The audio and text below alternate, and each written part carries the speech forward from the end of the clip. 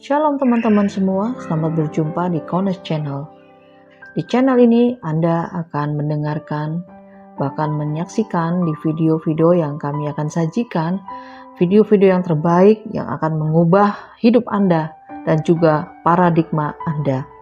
Selamat menyaksikan. Kita akan masuk dalam pembahasan ini. Tapi sebelumnya kita akan baca terlebih dahulu ya. Karena ini cukup panjang saudara ya. Jadi saya nggak terjemahkan dalam bahasa Inggris ya. Tapi untuk yang akan datang untuk topikal yang lebih sederhana saya akan terjemahkan. Ya, baik. Kita akan buka di dalam pembahasan kita ada di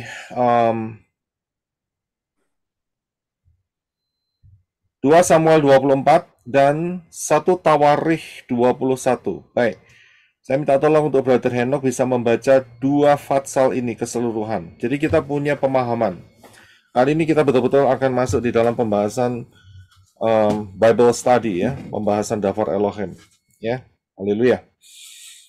Ya, silakan Brother Henok dan kita akan semua bisa mendengarkannya dari 2 Samuel 24 dan juga 1 Tawarikh 21 ya. Nanti kita akan bahas perbedaannya dan persamaannya ya. Saya harap sebetulnya dalam 1 minggu ini saudara sudah bisa membacanya sebelumnya untuk bisa lebih dapat memahami. Ya, tapi nggak apa-apa. Silakan Brother Henok. Terima kasih. 2 Samuel pasal 24 ayat 1. Dan kembali murka Yahweh menyala-nyala terhadap Israel, dan dia menggerakkan Daud untuk melawan mereka dengan berfirman, "Pergilah, hitunglah orang Israel dan orang Yehuda."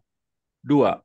Dan raja berkata kepada Yoab, panglima pasukan yang ada bersamanya, "Pergilah sekarang dan jelajahilah seluruh suku Israel, dari Dan bahkan sampai ke Beersheba, dan hitunglah orang-orang supaya aku tahu jumlah orang-orang itu."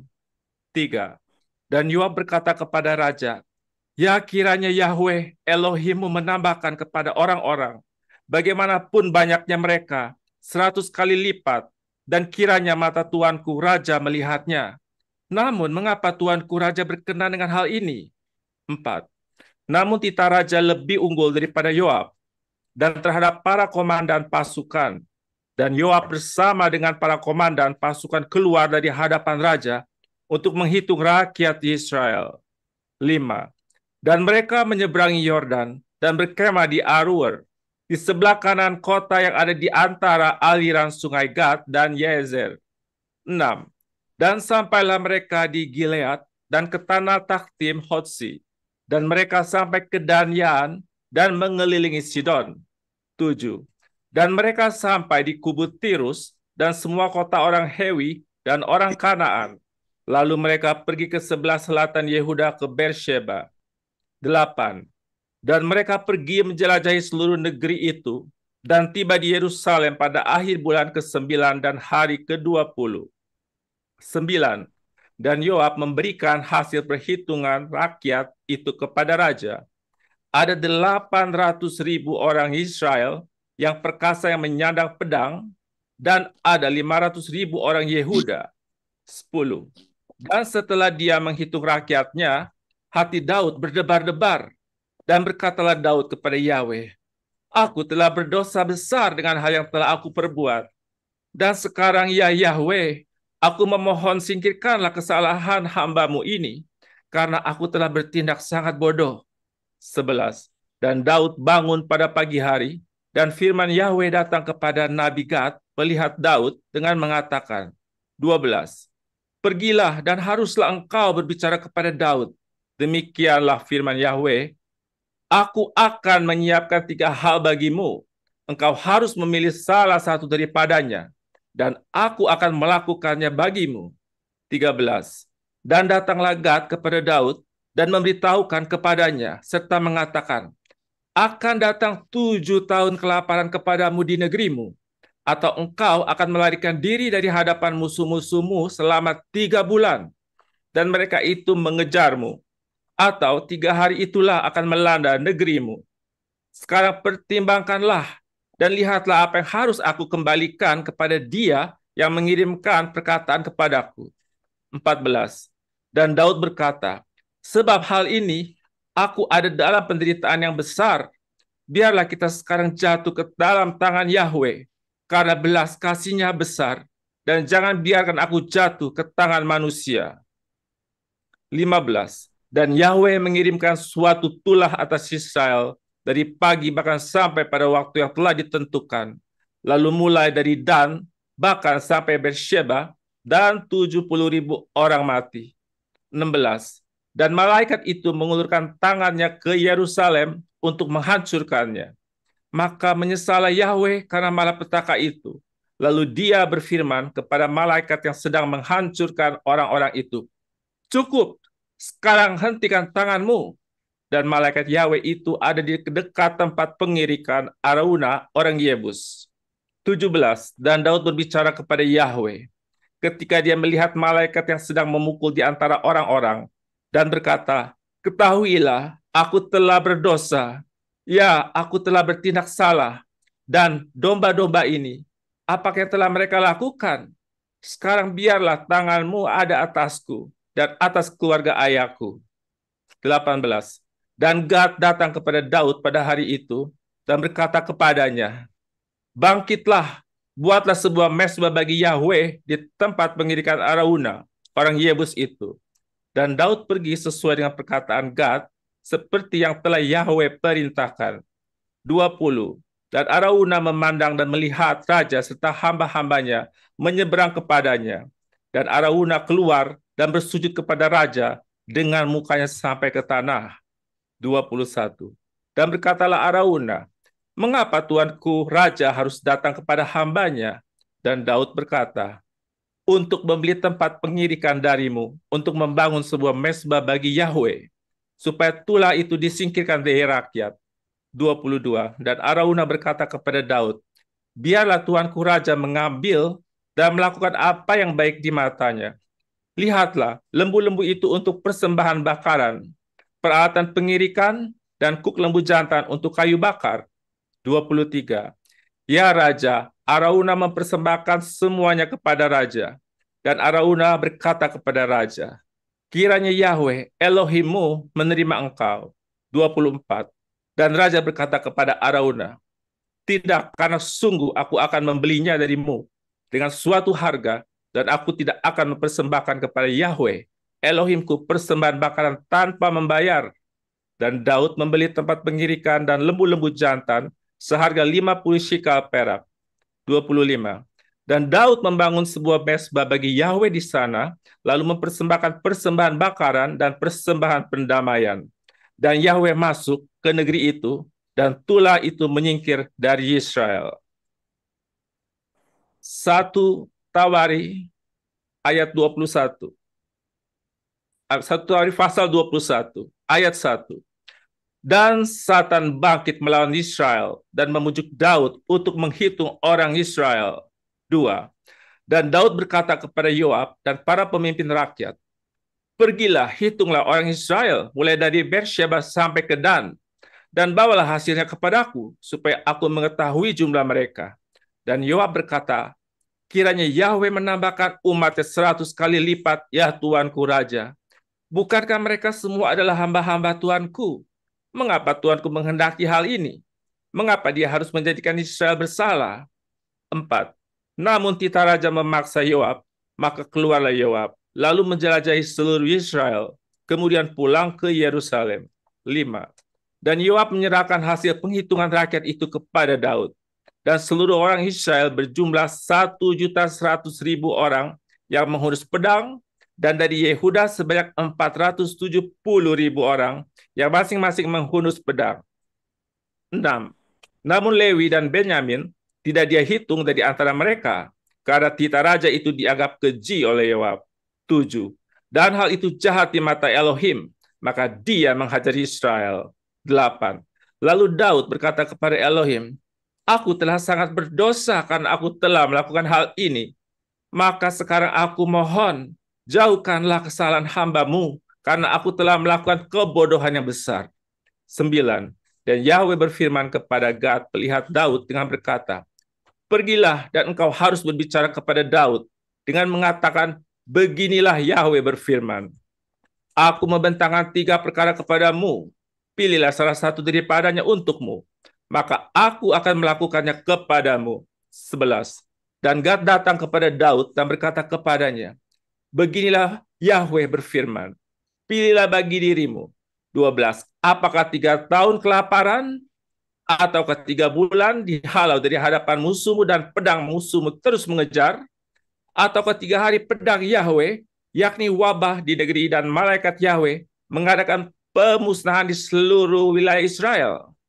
Maka sekarang pertimbangkanlah jawaban apa yang harus aku sampaikan kepada yang mengutus aku. 13. Dan Daud berkata kepada Gad, aku berada dalam suatu kesulitan besar. Sekarang biarlah aku jatuh ke dalam tangan Yahweh, karena kemurahannya sangat besar. Tetapi janganlah aku jatuh ke tangan manusia. 14. Dan Yahweh mendatangkan wabah kepada Israel sehingga 70.000 orang Israel rebah. 15. Dan Elohim mengutus seorang malaikat ke Yerusalem untuk mengadakan pemusnahan. Dan ketika dia sedang mengadakan pemusnahan, Yahweh melihat, lalu menyesal akan malapetaka itu. Kemudian berfirman kepada malaikat yang sedang mengadakan pemusnahan, cukup, sekarang turunkan tanganmu. Dan malaikat Yahweh berdiri dekat tempat pengirikan Ornan, orang Yebus. 16. Ketika Daud melayangkan pandangannya dan melihat, malaikat Yahweh berdiri di antara langit dan bumi, dan pedangnya terhunus di tangannya, dan teracung ke atas Yerusalem, maka Daud dan tua-tua sujud serta mengenakan kain kabung. 17. Kemudian Daud berkata kepada Elohim, bukankah aku yang berkata supaya menghitung rakyat? Ya, akulah yang berdosa, dan sungguh telah melakukan yang jahat.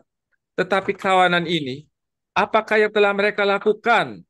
Ya Yahweh Elohimku, aku berdoa kepadamu, biarlah kiranya tanganmu menimpa aku dan keluarga ayahku, dan janganlah umatmu ditimpa tula. 18.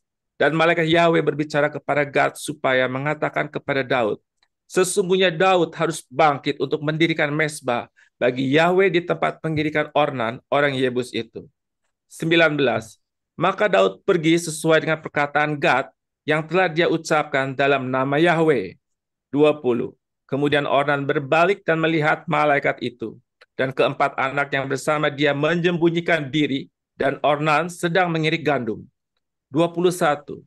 Dan ketika Daud mendatangi Ornan, maka Ornan memandang dan melihat Daud, lalu keluar dari tempat pengirikan itu dan bersujud di hadapan Daud dengan muka sampai ke tanah. 22. Dan berkatalah Daud kepada Ornan, berikanlah kepadaku tempat pengirikan ini, dan aku akan mendirikan mezbah bagi Yahweh di sini. Berikanlah kepadaku dengan harga penuh, maka tulah ini akan dihentikan dari rakyat. 23. Dan Ornan berkata kepada Daud, ambillah untuk dirimu dan tuanku raja melakukan yang baik di matanya. Lihatlah, aku memberikan lembu-lembu ini untuk persembahan bakaran, dan alat pengirik ini untuk kayu bakar, dan gandum untuk persembahan sajian. Aku memberikan semuanya. 24.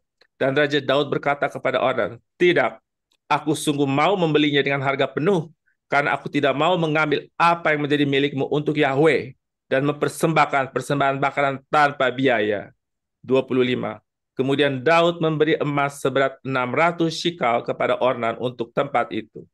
26. Dan Daud mendirikan mezbah bagi Yahweh di sana dan mempersembahkan persembahan bakaran serta persembahan pendamaian. Lalu berseru kepada Yahweh. Maka Yahweh menjawabnya dengan menurunkan api dari langit ke atas mezbah persembahan bakaran itu. 27. Lalu Yahweh memerintahkan malaikatnya, dan dia mengembalikan pedang ke dalam sarungnya. 28.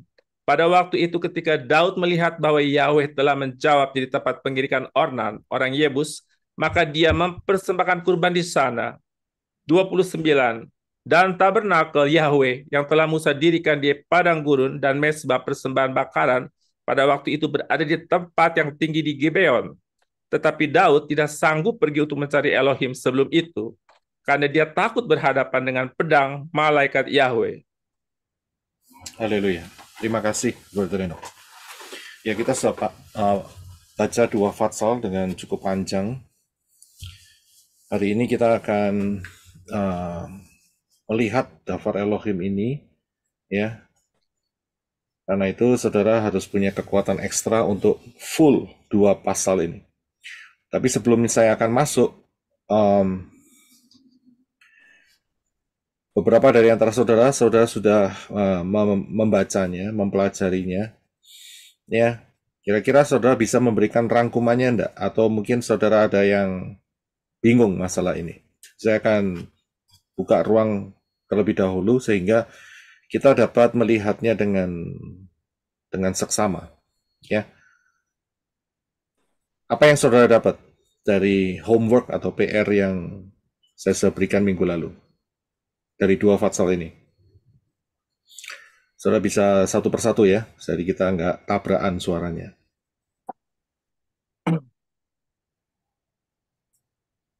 Silakan Brother Daniel. I think Raja Daud ingin melihat seberapa besar dia punya kekuatan tentara-tentaranya. Jadi dia menyuruh Yoab untuk menghitung kekuatan yang dia punya untuk menunjukkan bahwa dia itu besar di antara musuh-musuhnya yang di sekitarnya. Tapi setelah saat itu dia mendapatkan information tentang berapa besar dia punya kekuatan, dia sadar kalau apa yang dia lakukan itu sebetulnya adalah hal yang salah karena dia tidak mengandalkan Tuhan, tapi cuma melihat fisik ya untuk kekuatan yang dia punya aja. Terus makanya saat itu dia sadar, terus dia bilang, oh ini kesalahan saya. Terus makanya Tuhan mengutus Gad, nabinya untuk datang ke Raja Daud, and then dia bilang Tuhan beri 3 pilihan gitu loh. Untuk satu adalah kelaparan, and then kedua dia akan harus lari, musuhnya akan mengejar dia selama 3 bulan, dan yang ketiga ada penyakit sampar itu selama 3 hari. And then Daud bilang, aku tidak mau manusia yang akan dia jatuh ke dalam tangan manusia, tapi dia mau Tuhan yang menghukum dia. Makanya dia pilih yang ketiga untuk penyakit sampar itu. Makanya akhirnya Tuhan mengutus malaikatnya untuk menyuruh memberikan penyakit itu, dan dalam 1 hari 7.000 orang meninggal, dan sampai di situlah terus akhirnya Daud merasa ya Tuhan cukup ini semuanya kesalahanku. Terus dia pergi ke menemui Auran, siapa lupa, dan dia akhirnya mau mempersembahkan, dia bertobat basically at the end. Itu yang saya tangkap. Ya, yang milih hukuman siapa? Yang memilih hukuman? Ya. Hukumannya ada 3. Yang milih siapa? Daud, ya. Oke. Ya, terima kasih. Saya terima dulu. Kemudian ingat ya, kita lagi bicara soal 2 Samuel dan 1 Tawarikh. Jadi usahakan pembicaraan kita tidak keluar jalur sehingga kita bisa mendapatkan maksimal mungkin dengan waktu yang tidak lama ini. Silakan Pak Jun. Iya Pak, terima kasih Pak. Saya cuman yang bingung, saya yang di 2 Samuel 24 itu kan yang ayat pertama yang menggerakkan dia melakukan itu kan dia dari Bapak Yahweh kan. Nah, sementara yang di 1 Tawarikh 21 dia yang menggerakkan dia setan. Setan yang membujuk Daud. Itu yang jadi pertanyaan saya, dan juga terus tempat pengirikannya yang berbeda, satu yang Arauna, satu Ornan. Nah, itu aja Pak dari saya. Ya, terima kasih. Kita akan tampung semua ya. Nanti kalau ada yang kelupaan, saudara ingatkan saya ya. Oke, terima kasih Pak John, terima kasih Bro Daniel. Silakan Bro Adi. Ya, salam Pak Yosef Roy dan teman-teman. Shalom. Pak Roy, aku minta maaf tadi waktu Pak Roy ini menjelaskan itu terputus di sini. Pak Roy bisa jelaskan sekali lagi. Maksudnya gimana Pak Roy? Pertanyaannya?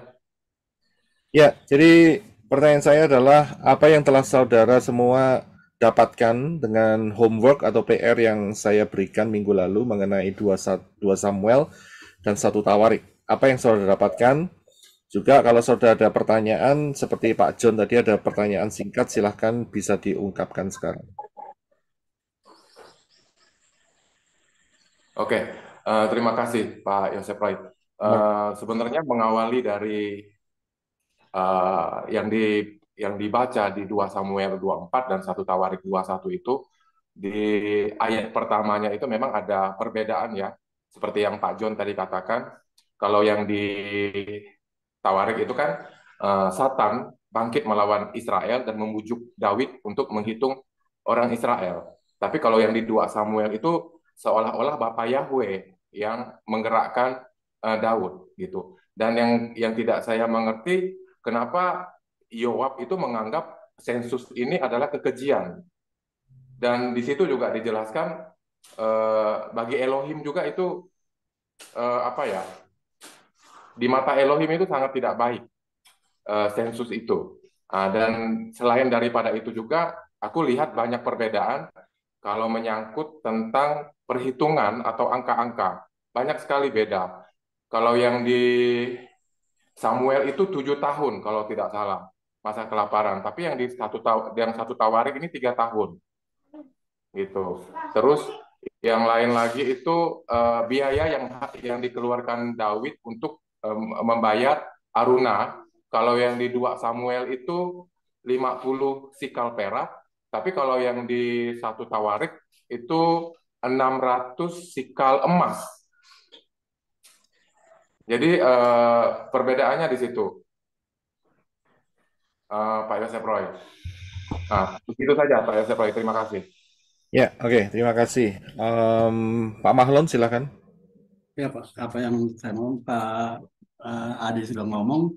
Nah, namun satu hal bahwa kalau pendaftaran orang itu kan sesuatu yang sekira kalau menurut definisinya kan sensus penduduk adalah metode untuk melakukan kalkulasi dan perhitungan pada jumlah penduduk di suatu daerah. Ya, yang menjadi masalah sehingga Daud mendapat hukuman itu karena apa ya, itu kita belum mengerti. Yang tadi sudah dikemukakan oleh Bro Adil dan lain-lainnya ya. Saya pikir teman-teman sudah sampaikan. Mungkin dalam perjalanan ada yang ini kami akan tanyakan. Terima kasih Pak. Ya, terima kasih Pak Mahlon. Ada lagi yang mau mencoba untuk memberikan tanggapan dari 2 fatsal ini?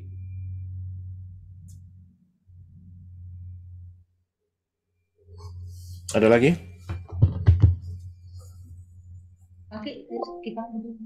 Saya sependapat sama Pak John Kelly, Pak Adi sahabatku, sama Pak Daniel, juga Pak Cemahlon. Ya, terima kasih Brisco. Ya, ada lagi sebelum kita masuk? Supaya kita jelas, kita akan lihat satu persatu ya. Memang ini akan makan waktu, tapi ini akan mendatangkan pengertian yang luar biasa dalam hidup saudara. Pertanyaan pertama adalah, ini masalah sensus. Apakah salah sensus di hadapan Bapak Yahweh? Siapa yang mau coba untuk menjawab? Apakah salah mengadakan sensus? Pak John? Menurut saya nggak ada salah, Pak. Oke, Pak Adi? Kalau menurut saya dari cerita yang tertulis yang kita baca tadi, Bapak Yahweh tidak berkenan, Pak. Makanya dihukum kan? Ya. Jadi sensusnya salah nggak? Ya. Kalau sensusnya menurut saya tujuannya. Motivasinya Pak mungkin. Oke, silakan Ibu Endang. Iya, menurut saya karena tujuannya bukan hanya sekedar menghitung, tetapi mengukur kekuatan gitu Pak. Jadi salah. Ya, apakah selain dari kisah ini Bapak Yahweh pernah mengadakan sensus? Ya, terima kasih ya untuk Ibu Endang. Apakah selain dari kisah ini Bapak Yahweh pernah mengadakan sensus? Ya Israel sering sebelumnya Pak, tapi nggak ada masalah. Waktu Kapan? di Pernah ada. waktu di bilangan ya, waktu zaman Mose keluar dari Israel ya, Ya, mereka terima di kasih Pak John. Pak John cukup teliti. Jadi sensus ini pernah dilakukan oleh Bapak Yahweh dengan menghitung seluruh pasukan Yisrael saat zaman Moshe. Itu ada di bilangan. Kalau kita buka di bilangan, kita akan melihat jumlah angka-angka di sana. Angka-angka suku Yehuda, suku Isakar, Zebulon, dan kemudian Efraim, dan seterusnya. Itu ada di sana. Berarti itu sensus. Nah, kita lihat sensusnya terlebih dahulu. Kesalahannya ada di mana di sini? Kesalahannya adalah motivasi, betul. Ya, jadi sudah terjawab bahwa motivasi Daud. Saya harus kembali dulu ya. Kisah ini terjadi di hampir masa tuanya Daud. Ya, hampir masa tuanya Daud, dan kisah ini terjadi setelah Daud menang berpuluh-puluh kali, mungkin beratus-ratus kali di dalam peperangan melawan musuh-musuhnya. Jadi dia sudah perang berulang-ulang, menang, dan banyak yang ditaklukkan. Tetapi setelah dia melakukan kemenangan-kemenangan itu, tiba-tiba dia lakuin sensus. Begitu, paham ya di sini ya? Jadi, kalau sudah lihat di dalam 2 Samuel, ya, itu adalah fatsal yang terakhir. Dan setelah 2 Samuel, 2 Samuel ya, 2 Samuel. Ya, 2 Samuel. Dan kemudian setelah 2 Samuel 24 itu adalah 1 raja-raja. Ya, dan di situ ditulis bahwa Adonia itu memberontak terhadap kekuasaan daripada Daud. Berarti kita tahu di sini bahwa peristiwa ini itu terjadi setelah kesuksesan Daud mengalahkan suku-suku bangsa yang banyak sekali di sekitar Israel. Ya. Dan tiba-tiba terjadilah peristiwa sensus. Jadi dari sini kita bisa melihat sensus yang dilakukan oleh Daud, yang diperintahkan oleh Daud ini adalah untuk mengetahui kekuatan pasukan Daud. Padahal dia udah menang perang. Ya, menang perang. Jadi motivasi yang sesungguhnya ini apa? Motivasinya? Mungkin kesombongan Pak. Betul. Kesombongan. Kesombongan yang dilihat, ya, yang dilihat oleh Elohim. Ini kesombongan. Ya, itu yang pertama. Jadi kita sudah tahu ya dosanya ya. Jadi sensusnya nggak salah, tapi motivasinya salah.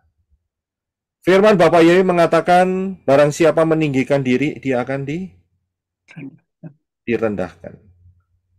Ya, melakukan dosa itu juga berarti harus ada konsekuensinya. Bisa lihat konsekuensinya, yaitu tadi kita sudah bisa lihat disuruh milih, ya, 3 tahun atau 7 tahun, kemudian 3 bulan, kemudian 3 hari.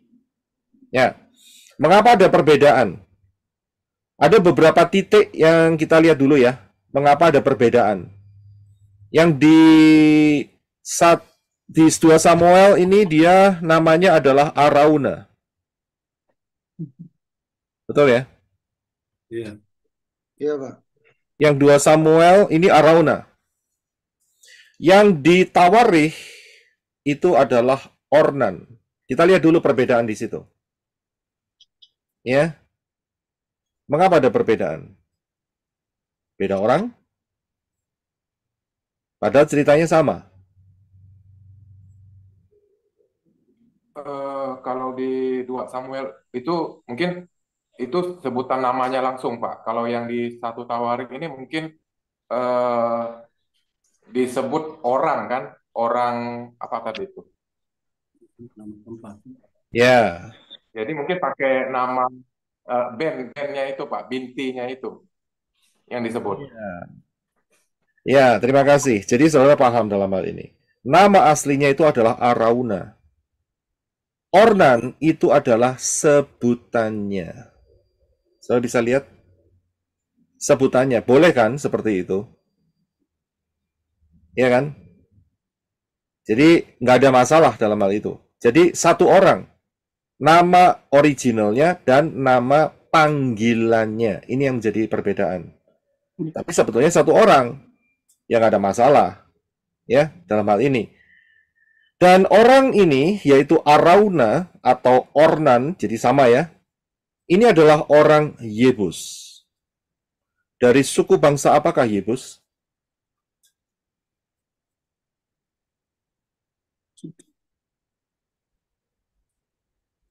Suku bangsa apa? Bangsa Kanaan. Iya, terima kasih Pak Sis. Jadi orang ini bukan orang Israel. Ya, Arauna ini atau Ornan ini bukan orang Israel. Dia adalah keturunan orang Kanaan. Ingat, saat saya pernah mengatakan bahwa saat Yosua mengalahkan raja-raja Kanaan itu tidak 100%. Masih ingat nggak? Akan tetapi ada kantong-kantong yang tidak dikalahkan oleh Yosua. Dan itu merupakan tugas daripada suku-suku bangsa Israel untuk berperang melawan kantong-kantong kecil itu. Akan tetapi, karena mereka sudah nyaman masuk di tanah Kanaan, mereka tidak mau berperang, bahkan hidup berdampingan. Ini penyakit. Ya. Penyakitnya kenapa? Karena mereka akan bertukar informasi dan ujung-ujungnya orang-orang Israel akan jatuh dalam penyembahan berhala dan itu terjadi di dalam kitab Hakim-Hakim. Betul? Ya betul. Ya kan? Nah, Yerusalem siapakah yang menaklukkannya? Daud. Ya, Daud yang menaklukkannya. Tapi Daud membuat sayembara. Siapakah yang memenangkannya?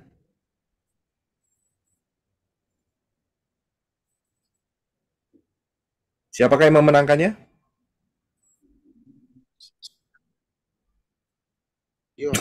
Yoab. Terima kasih. Lulus 1 poin, Pak John. Tapi bukan Yoav Galan ya, yang sekarang Menteri Pertahanan Israel. Oh ya bukan. Nah, itu kan usianya bisa 3.000 tahun ceritanya. Ya, cara menaklukkannya dari mana? Bagaimana caranya? Masuk dari lubang air. Iya, masuk dari lubang air. Pak Mahlon dapat 1 poin. Ya, ini penting sekali saudara ya. Saudara melatih cara baca saudara terhadap Daftar Elohim. Dan ini memperkaya hidup saudara. Menarik sekali. Nah, dari sini kita bisa melihat. Hati-hati dengan yang namanya pergaulan. Kita kembali dulu ke Hakim-Hakim. Ya, ke Hakim-Hakim. Ingat, hidup berdampingan itu saling mempengaruhi. Mana yang lebih cepat mempengaruhi? Yang baik atau yang buruk? Yang buruk, Pak. Buruk. Jadi kalau kalian, saudara-saudara, tidak punya ketegasan di dalam Daftar Elohim, ya, anak-anak Bapak Yahweh akan lebih mudah hanyut. Lebih mudah hanyut. Ya. Ujung-ujungnya akhirnya bisa Natalan lagi, saudara. Nggak main-main nih. Ya. Wahyu 12 sudah dikatakan kan? Wahyu 12. Ekor sinaga itu menyeret sepertiga bintang. Ya kan? Dan Yeshua juga mengatakan, nabi-nabi palsu itu punya target. Siapa targetnya? Orang-orang pilihan. Bukan panggilan. Bukan dipanggil. Banyak yang dipanggil, sedikit yang dipilih. Ya. Dan sering kali yang dipergunakan cara setan itu melalui relationship. melalui keluarga, melalui orang tua, melalui anak, melalui mantu, mertua, melalui besan, melalui tempat di mana saudara tinggal dan mungkin saudara bekerja di sana. Saling mempengaruhi. Rabi Saul mengatakan, pergaulan yang buruk Merusak kebiasaan yang baik. Saudara luar biasa sudah bisa memahami dalam itu. Berarti ya, mereka saja punya agenda untuk menjatuhkan saudara. Mengapa saudara tidak punya agenda untuk tetap teguh dalam Bapa Yahweh dan memberitakan kebenaran? Itu problem terbesar. Inilah penyebabnya mengapa banyak gereja-gereja yang pakai bendera pelangi. Salah satunya seperti itu. Memang spiritnya sudah rusak. Akar spiritnya dari Yunani. Ditambah lagi, nggak kuat. Ya kan? Saya mau tanya, masjid ada nggak yang lambangnya pakai bendera pelangi? Ada nggak? Ada di beberapa tempat. Ada juga, berarti sudah mulai masuk di sana. Tapi rata-rata tidak. Betul kan? Rata-rata tidak. Kalau dibandingkan dengan negara-negara Islam, mereka sangat strict sekali dengan pelangi. Bahkan yang mempraktekkan pelangi akan digantung. Ya, beda dengan negara-negara Barat. Yang di sana banyak katedral, gereja-gereja besar dan sebagainya. Apa yang terjadi? Ya, mereka menyetujui. Bahkan kalau tidak menyetujui, pendetanya dimasukkan penjara. Pergaulan. Sudah bisa lihat ya. Nah, kembali lagi. Masalah Ornan dan Arauna. Ini adalah orang Yebus. Bukan orang Yahudi.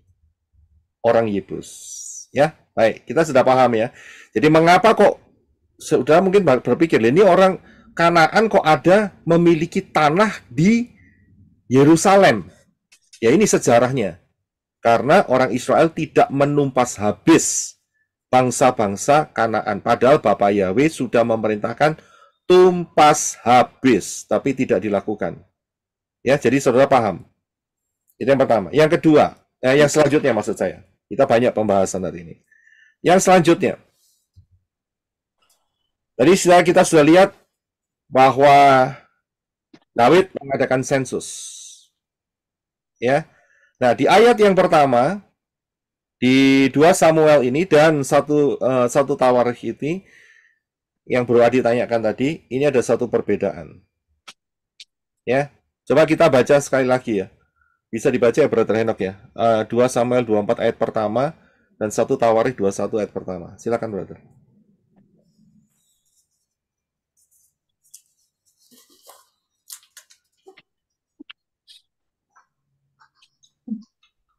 Halo, sorry sebentar dulu ya.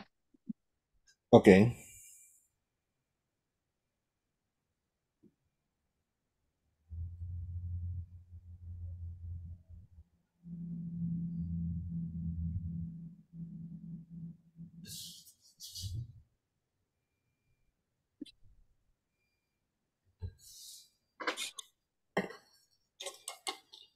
Ayat pertama ya. 2 Samuel pasal 24 ayat pertama. Dan kembali murka Yahweh menyala-nyala terhadap Israel, dan dia menggerakkan Daud untuk melawan mereka dengan berfirman, pergilah, hitunglah orang Israel dan orang Yehuda. Ya. Kemudian si 1 Tawarikh 21 ayat 1. 1 Tawarikh 21 ayat 1. Dan Satan bangkit melawan Israel dan membujuk Daud untuk menghitung orang Israel. Ya. Kalau saya lihat di ayat yang pertama 2 Samuel 24 ayat pertama dikatakan bahwa murka Yahweh kembali menyala atas Israel dan dia menggerakkan Daud untuk melawan mereka ya dan berfirman pergilah hitunglah orang Israel dan Yehuda. Sedangkan di 1 Tawarikh 21 ayat 1 setan bangkit melawan Israel. Menurut saudara ini mana yang benar ini? 2 Samuel atau 1 Tawarikh? Menurut saudara mana yang benar?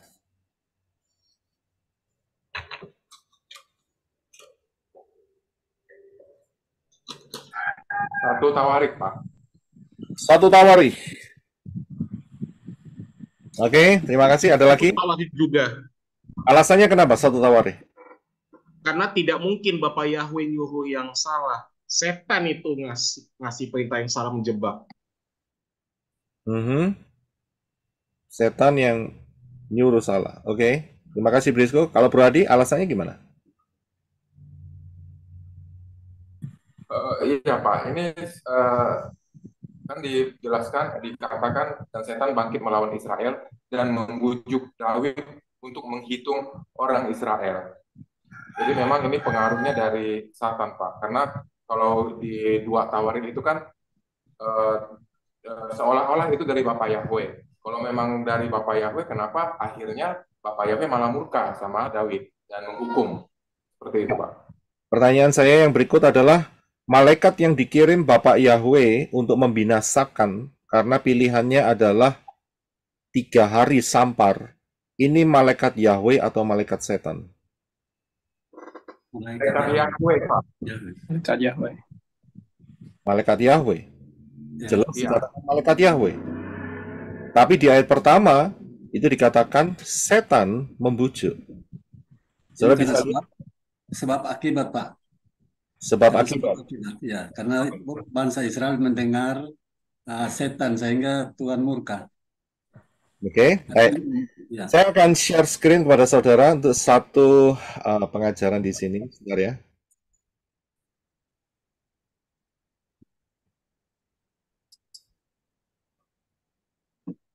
Ya, kita akan lihat satu peristiwa. Ya, kita akan melihat satu peristiwa sebelum nanti kita akan kembali ke 2 Samuel 24 dan 1 Tawarikh. Kita lihat satu peristiwa ini ya. Yaitu di dalam 1 Samuel 19 ayat 9. Silakan Brother Henok untuk bisa baca kita. 1 Samuel 19 ayat 9. Tetapi roh jahat yang daripada Yahweh hinggap pada Saul ketika ia duduk di rumahnya dengan tombaknya di tangannya dan Daud sedang main kecapi. Iya, terima kasih. Ini dari terjemahan baru. Ya, tolong saya dibacakan dari ILT. Brother Henok bisa bacain buat kita.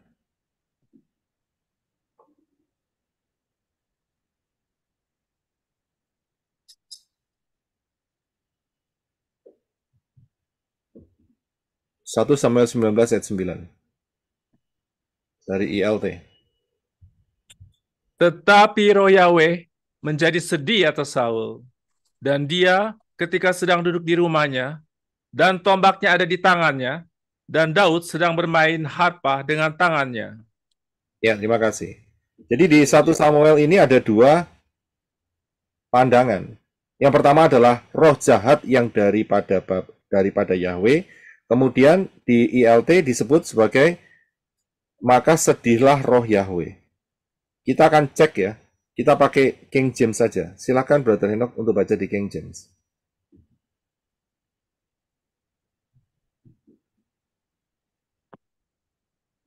Spirit from Yahweh was upon Saul, as he sat in his house with his javelin in his hand, and David played with his hand. Tolong diulangin karena yang depan enggak jelas. And the evil spirit from Yahweh was upon Saul, as he sat in his house with his javelin in his hand, and David played with his hand. Ya, terima kasih.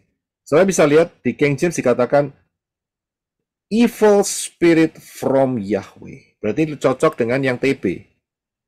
Ya, dibanding dengan yang ada di ILT 3. Pertanyaannya,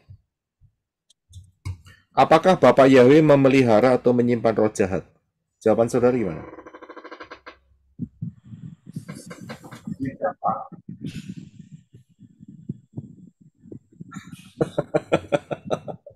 Apakah Bapak aslinya Pak gimana bunyi bahasa aslinya yang Hebrew?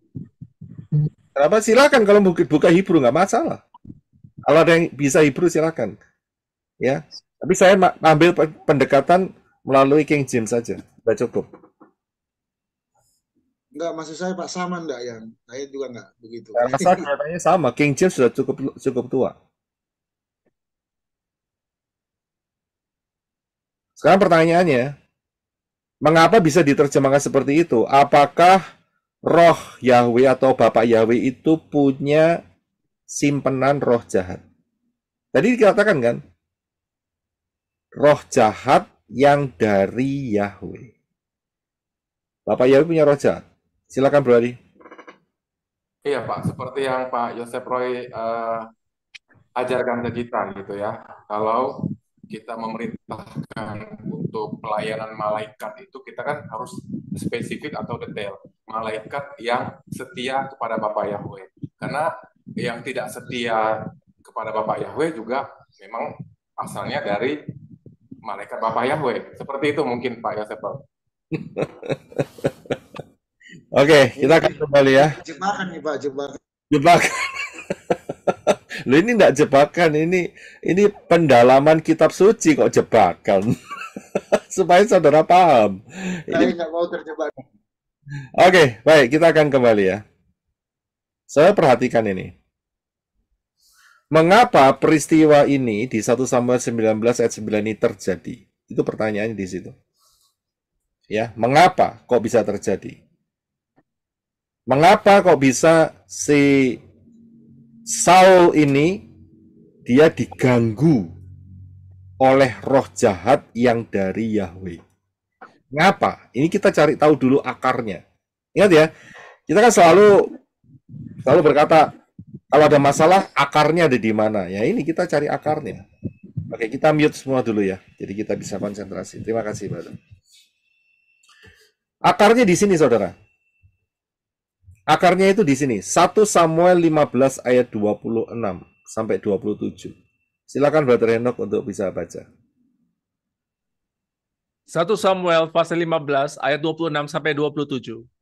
Namun Samuel berkata kepada Saul, "Aku tidak akan kembali bersamamu karena engkau telah menolak firman Yahweh, dan dia telah menolak engkau sebagai raja atas Israel." Kemudian Samuel berbalik untuk pergi, namun Saul menarik punca jubah Samuel sehingga jubah itu robek. Ya, terima kasih. Jadi peristiwa untuk Saul ini sudah dikasih beberapa kali kesempatan untuk mentaati firman Yahweh. Tapi sampai detik yang terakhir, tes yang terakhir, dia gagal. Dia tidak mau taat akan Yahweh. Sehingga Bapak Yahweh mengirim Samuel untuk kasih tahu sama Saul bahwa kamu telah ditolak menjadi raja atas Israel dan Bapak Yahweh akan memilih orang yang seturut kehendak hatinya. Itu saudara baca sendiri di 1 Samuel 15. Ya, baca semuanya. Saya hanya kasihkan rangkumannya. Karena inilah maka Saul ditolak oleh Bapak Yahweh. Karena tindakannya dia selalu menolak firman Yahweh. Orang yang selalu menolak firman Yahweh, hati-hati. Tanpa disadari, dia sudah melewati batas yang Bapak Yahweh tetapkan. Ya. Jadi kalau saudara sampai hari ini yang mendengar Dafar Elohim ini, saudara sudah mendengar berulang-ulang kali bahwa yang disembah oleh ya Israel itu adalah Yahweh, bukan Allah. Dan saudara masih tetap menyembah Allah. Perhatikan.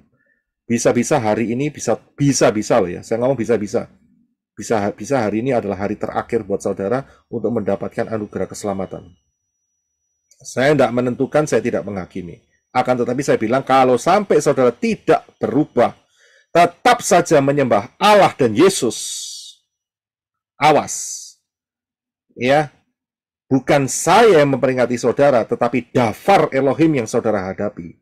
Karena menolak sesembahan yang sesungguhnya. Ya, yaitu Yahweh. Saudara mempermainkan nama Yahweh, saudara mengata-ngatai nama Yahweh, hati-hati saudara. Di satu titik, keselamatan itu tidak akan pernah saudara dapatkan untuk selama-lamanya. Jangan pernah ngimpi masuk Syamayim, masuk surga, karena menolak Yahweh. Ya, dan juga masih keras hati Natalan. Ya, masih keras hati. Ya. Mulutnya ngomong pemberitaan nama Yeshua, kapan dilahirkan Yeshua, tapi topinya pakai topi Satan Claus. Hati-hati. Itu tidak bisa ditoleransi oleh Dafar Elohim. Saya bisa lihat, berbahaya sekali. Menolak Yahweh di dalam Yeshua HaMashiach. Masih tetap pakai prinsip Trinitas. Padahal Trinitas itu tidak ada di dalam Dafar Elohim. Masih percaya terus dengan Yesus. Saya sudah berulang-ulang katakan bahwa Yesus bukanlah nama.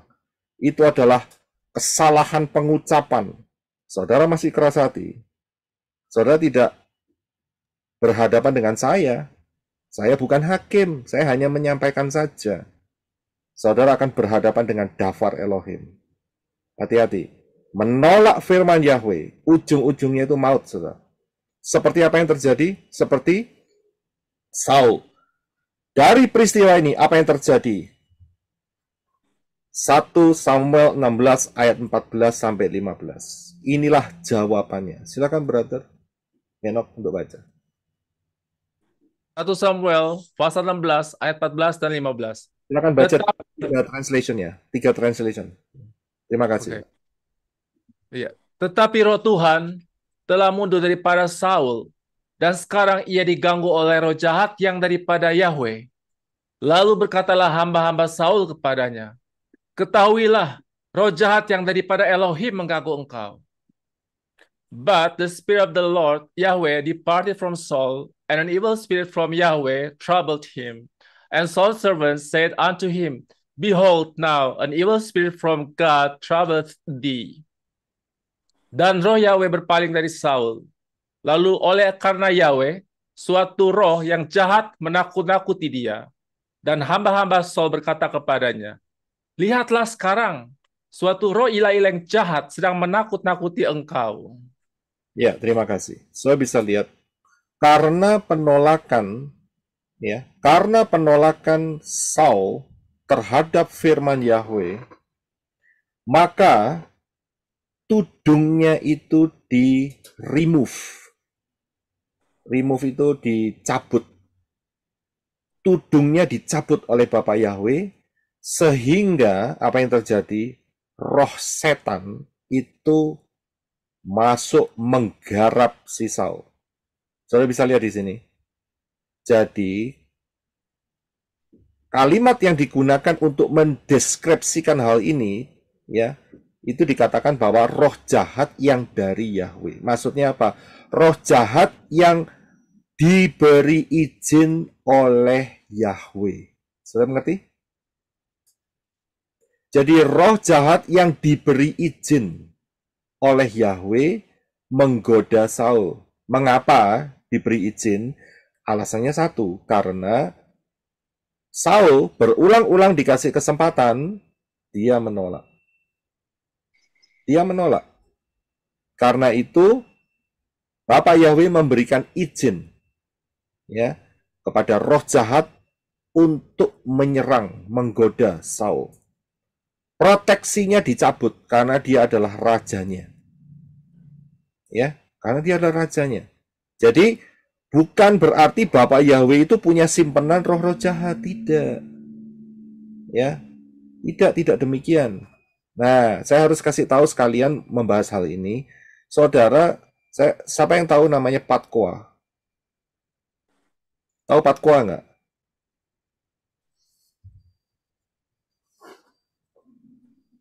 Nggak ada yang tahu Patkoa? Tahu, Pak, tahu. Ketetapan. Loh, penangkal roh jahat. Loh. Patkoa. G8, Pak. Yang dipakai Chinese people buat ngusir setan. Ini loh Patkoa.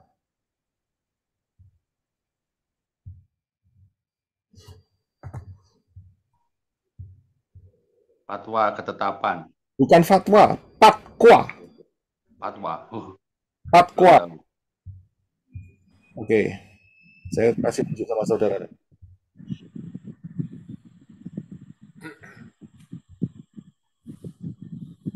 Penangkal roh jahat khasnya cungkok-cungkok yang dipasang di pintu. Iya, ada banyak sebetulnya. Cuman ini loh Patkoa ini. Lihat nggak? Lihat ya. Saya lihat yang di tengah itu ada putih tapi titik hitam dan hitam ada titik putih. Benar? Benar. Benar ya? Itu maknanya apa? Di dalam kebaikan ada kejahatan, di dalam kejahatan ada kebaikan. Ini penyesat. Ini penyesat, saya bilang. Campur aduk, Pak ya. Dan inilah yang dipakai untuk menjelaskan bahwa di dalam Bapak Yahweh juga Bapak Yahweh menyimpan setan. Ini kan kurang ajar. Ngerti maksudnya? Ini penyesat ini. Ya. Di dalam kejahatan setan pasti ada kebaikan. Itu kan penyesat itu. Iya, Pak. Paham ya? Iya, Pak. Baik. Ya, inilah cara setan untuk memutarbalikkan kebenaran. Ini cara setan. Ya, memutarbalikkan kebenaran. Dan ini keji di hadapan Bapak Yahweh. Ingat, di hadapan Bapak Yahweh itu di dalam Bapak Yahweh dia tidak ada sama sekali yang namanya kejahatan. Dia hanya ada kebaikan. Yang jahat itu setan. Saudara bisa lihat, jadi dalam hal ini kita bisa melihat mengapa Saul bisa ditembusi seperti itu karena tindakannya menolak firman Yahweh. Berulang-ulang sampai dikasih kesempatan, ya berulang-ulang, tapi dia tetap menolak firman Yahweh. Dan akhirnya hukuman terakhir adalah dia tidak akan jadi raja. Nah, saat itulah, disitulah setan masuk. Ya, jadi Bapak Yahweh bukan punya simpanan setan, tidak. Ya, kita harus paham. Setan diizinkan masuk karena Bapak Yahweh sudah melihat orang ini tidak punya kesempatan untuk bertobat. Atau Saul ditinggal Bapak Yahweh, Pak? Ya, ditinggal, digarap sama setan, diizinkan. Ya, jadi kita harus hati-hati dengan cara melihat kalimat. Oke. Sekarang kita akan melihat masalah Daud. Jadi saudara paham ya di situ ya. Ya. Kita akan melihat masalah Daud nih sekarang.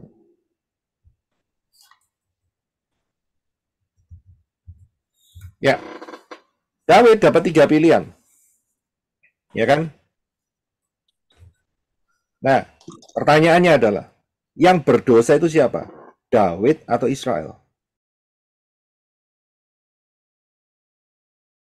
Terima kasih teman-teman semua yang sudah menyaksikan video ini.